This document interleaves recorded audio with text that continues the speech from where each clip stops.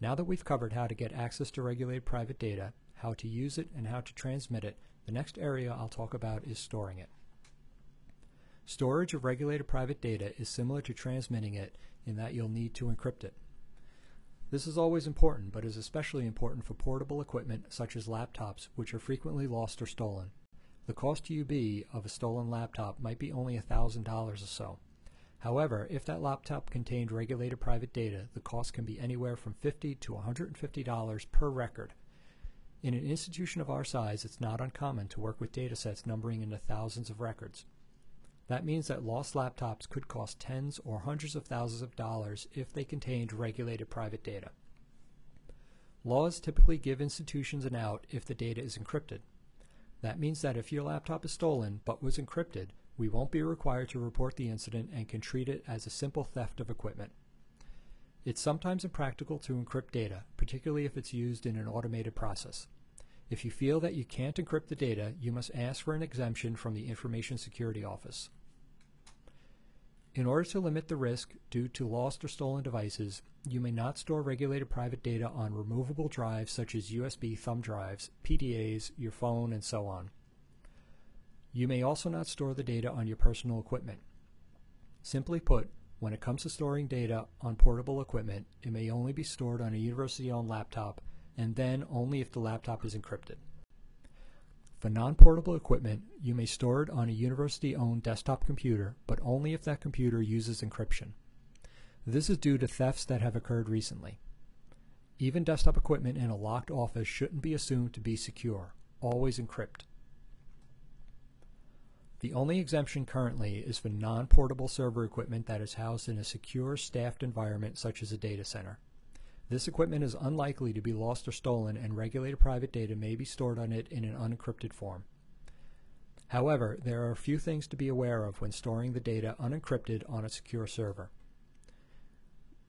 We often make automated backups of data on servers as well as desktops. If those backups include regulated private data, then we must handle the backup safely and treat them as portable. That means if, for example, the backup tapes are stored anywhere other than a secure, staffed environment, they must be encrypted. If you print out records for any reason that contain regulated private data, you must store those records under lock and key in a physically secure location. A recent incident at SUNY Binghamton involved the storage of regulated private data in filing cabinets, but those cabinets were placed in a room that was unlocked and publicly accessible. You must protect all physical copies just as you would electronic copies. The final area of handling regulated private data that I'll cover is disposal. This is often overlooked. A simple example is a surplus or reuse of equipment that was used to store or process regulated private data.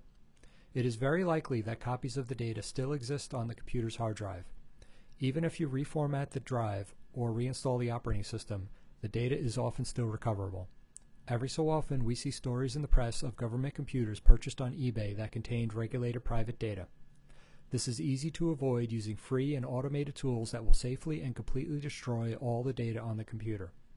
Before disposing of a computer that contained or was used to process regulated private data, you should be sure to use these tools. Only then can you safely dispose of a PC or reuse it for another purpose.